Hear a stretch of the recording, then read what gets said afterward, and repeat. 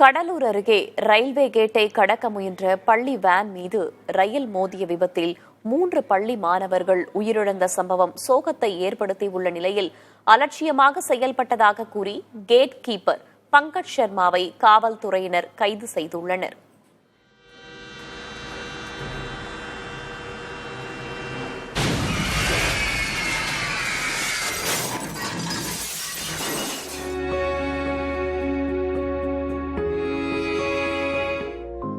ஆசை ஆசையாய் வீட்டிலிருந்து புறப்பட்ட சிறார். எத்தனையோ கனவுகளுடன் சென்றவர்களுக்கு அந்த ஒரு நொடியில் ஏற்பட்ட கொடூரம் அனைத்திற்கும் முற்றுப்புள்ளி வைத்துவிட்டது.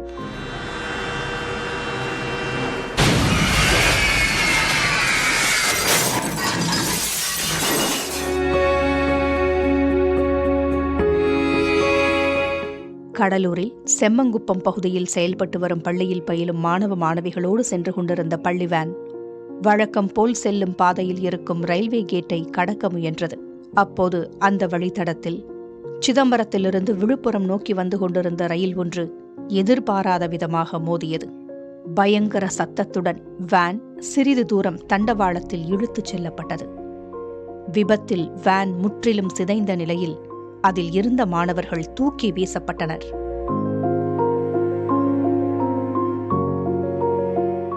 விபத்தை நேரில் பார்த்தவர்களும் அக்கம்பக்கத்தினரும் ஓடோடிச் சென்று விபத்தில் சிக்கியவர்களை மீட்கும் முயற்சியில் ஈடுபட்டனர்.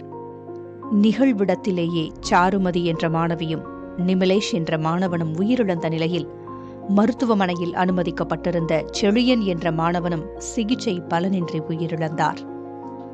இதில் சோகம் என்னவென்றால், விபத்தில் உயிரிழந்த சாருமதியும் செழியனும் ஒரே குடும்பத்தைச் சேர்ந்தவர்கள். விபத்தில் படுகாயமடைந்த வேன் ஓட்டுநர் சங்கர் மற்றும் மற்றொரு மாணவன் விஸ்வேஷிற்கு மருத்துவமனையில் தீவிர சிகிச்சை அளிக்கப்பட்டு வருகிறது. இதனிடையே மாணவர்களை மீட்கச் சென்ற அண்ணாதுரை என்பவர் மின்சாரம் பாய்ந்து படுகாயத்துடன் சிகிச்சைக்காக அனுமதிக்கப்பட்டுள்ளார்.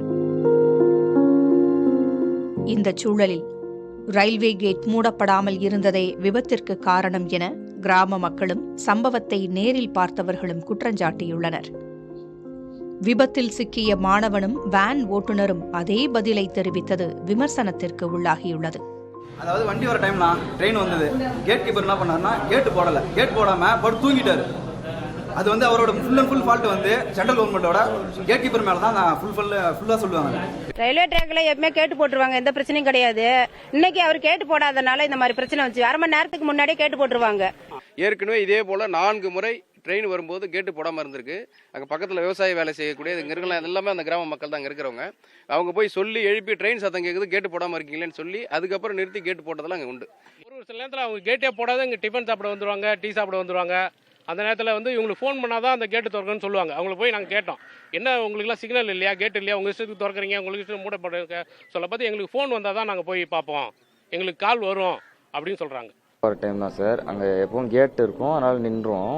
நீ கேட்டும் போடல, சிக்னலும் இல்லை, ட்ரெயின் வர சவுண்டும் இல்லை. சரி, அதனால் ட்ரெயின் போயிருக்கோம், இல்லை லேட் ஆகுது அப்படின்னு நினச்சி டிரைவர் சாதாரணமாக தான் ஓட்டு போயிருப்பார். ஆனால் திடீர்னு ட்ரெயின் இடிச்சிச்சு. பார்த்தா நான் இடித்தோடனே ஏஞ்சிட்டேன், வெளில கீழே கடந்த மாதிரி இருந்தது. மயக்கம்லாம் எனக்கு வரல, அப்படியே கான்சியஸாக தான் இருந்தேன்.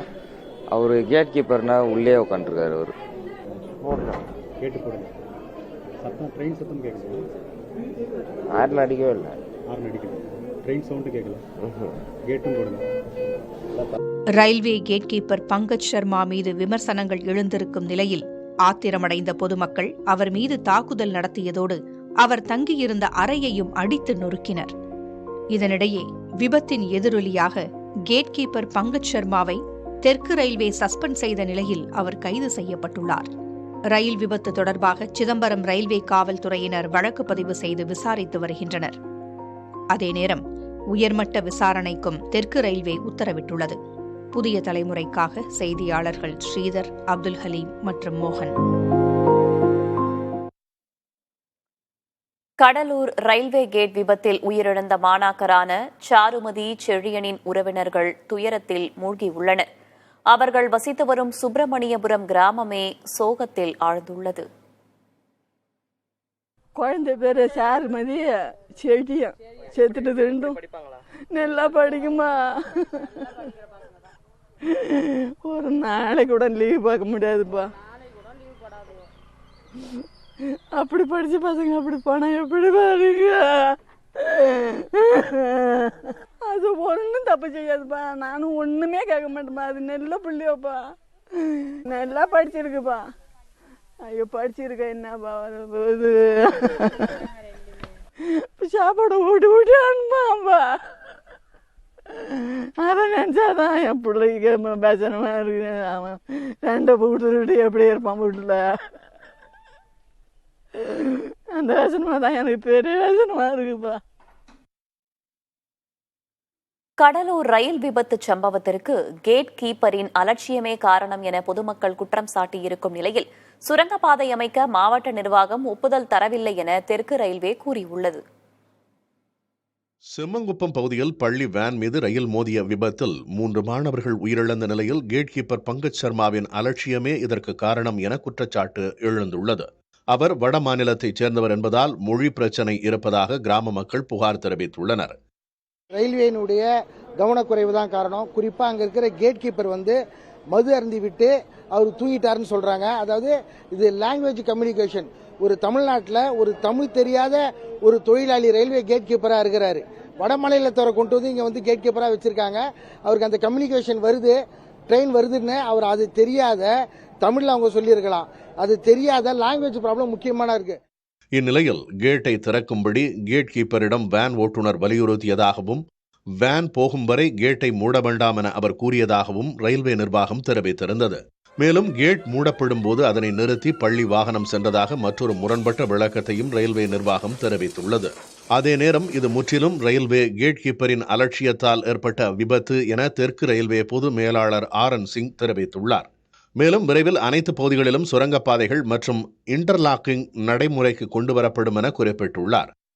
Negligence on the part of gatekeeper, basically, so which has led to this. Wherever it is not possible to provide underpass, all others balance will also be interlocked in next 2 years.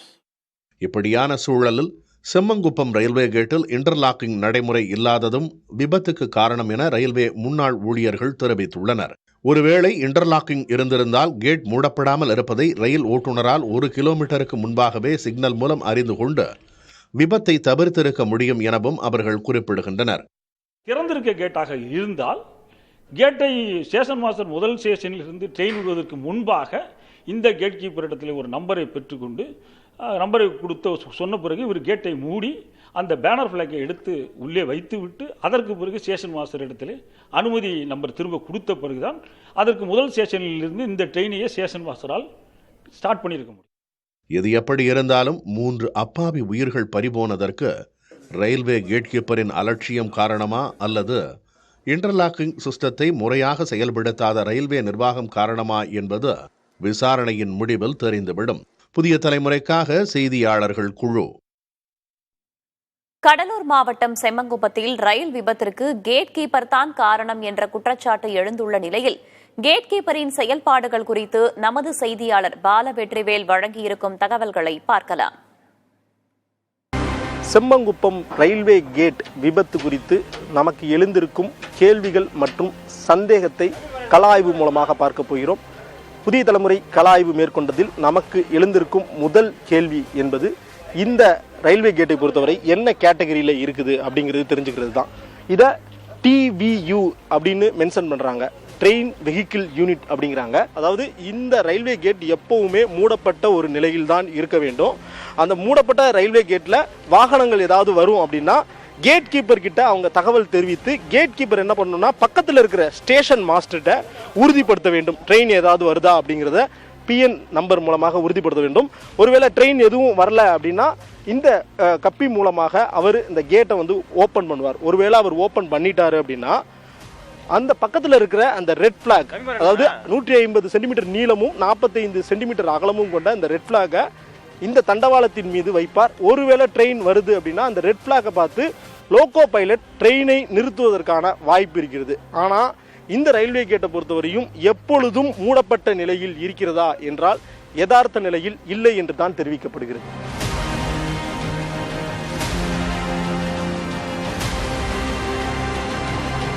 இரண்டாவதாக நமக்கு எழுந்திருக்கிற சந்தேகம் whistle board.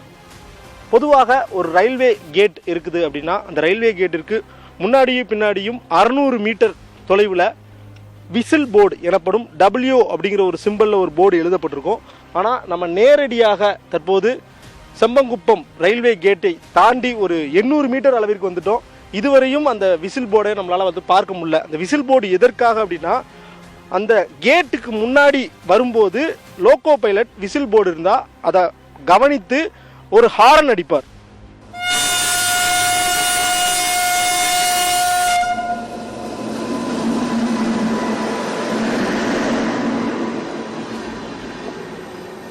Semmankuppam railway கேட்டுக்கு வடக்கு பகுதியில் தான் நம்ம இருக்கிறோம். 450 metre தொலைவில் விசில் போர்டு இங்கே இருக்கிறத நம்மளால் பார்க்க முடியுது. இதுவே தெற்கு பகுதியில் நம்ம 800 மீட்டர் வரையும் போனாலும் விசில் போர்டு இல்லை. ஆனால் இந்த விபத்து நேரிட்டது என்னமோ கடலூரில் இருந்து வந்த ட்ரெயின் மூலமாகத்தான். அப்போது இந்த விசில் போர்டை பார்த்த உடனே கட்டாயமாக லோக்கோ பைலட் வந்து ஹாரன் அடிச்சிருப்பார். அந்த புரோட்டோகால் இருக்குது. இப்போ விசில் போர்டை பொறுத்தவரையும் இந்த ரயில்வே கேட்டில் ஒரு பகுதியில் இருக்கு, மற்றொரு பகுதியில் இல்லை. மூன்றாவதாக எழுந்திருக்கிற கேள்வி சாலையும் அதில் அமைக்கப்பட்டிருக்கிற வேகத்தடையும் தான். இந்த சாலையை பொறுத்தவரையும் குறுகலான சாலையாக இருக்குது. அது ஒரு பக்கம் வளைந்து இன்னொரு பக்கம் பெண்டாகி போகக்கூடிய அந்த காட்சிகளை நம்ம பார்க்க முடியுது. ஸ்பீடு பிரேக்கர் பொறுத்தவரை 2 பக்கமும் இருந்தாலும் அது வந்து ஒரு வேக தடையை ஏற்படுத்தும் விதத்தில் இல்லைன்னு தான் சொல்ல வேண்டும்.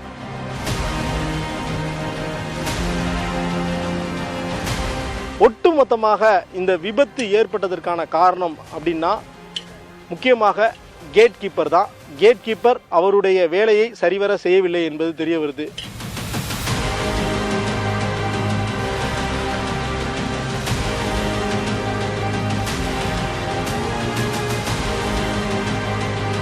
புதிய தலைமுறைக்காக ஒளிப்பதிவாளர் தினேஷுடன் செய்தியாளர் பாலவெற்றிவேல், நவநீத கிருஷ்ணன்.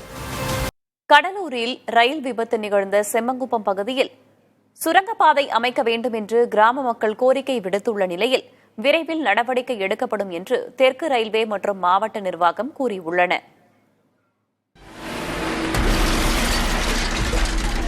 செம்மங்குப்பத்தில் ரயில்வே கேட்டை கடக்க முயன்ற பள்ளி வேன் மீது ரயில் மோதிய விபத்தில் 3 மாணாக்கர் உயிரிழந்தனர். விபத்து நிகழ்ந்த பகுதியில் ரயில்வே சுரங்கப்பாதை இருந்திருந்தால் விபத்தை தவிர்த்திருக்க முடியும் என கிராம மக்கள் தெரிவித்துள்ளனர்.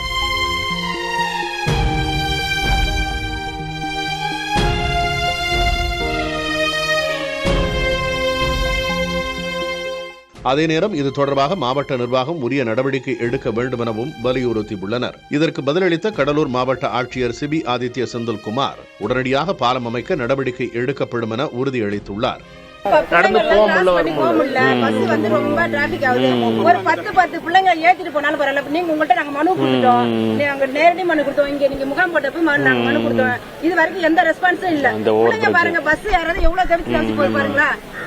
ஒண்ணு ஏதாவது ஒரு பாலம் கட்டி கொடுக்கணும், ஏதாவது ஒரு இந்தாண்ட அந்த மிச்சிக்காட்டி போறதுக்கு மாடு அடிப்படுது, எல்லாமே நிறைய பிரச்சனை ஆகுது. போன தடவை நம்ம அந்த கிராம சபையில சொன்னதுக்கு அப்புறமே ஒரு டீம் போட்டு ஃபுல்லா பார்த்தோம். கண்டிப்பா அந்த இடத்துல தேவை இருக்குதாமா, அது கண்டிப்பா சீக்கிரமா பண்ணி தரதுக்கு நடவடிக்கை எடுக்கும். இதே விவகாரம் தொடர்பாக பேசிய தெற்கு ரயில்வே பொது மேலாளர் ஆர்.என். சிங், செம்மங்குப்பம் பகுதியில் ஒரு சுரங்கம் அமைக்க வேண்டும் என்கிற திட்டம் ஏற்கனவே இருப்பதாகவும் மாவட்ட நிர்வாகம் அனுமதி கொடுக்காததால் அதனை நிறைவேற்ற முடியவில்லை எனவும் தெரிவித்துள்ளார். We need to take clearance from district for converting any level crossing into underpass. So it's a process which is mandatory. So we are in process of seeking the approval. We'll again discuss if they have any reservation or issues, we'll address them.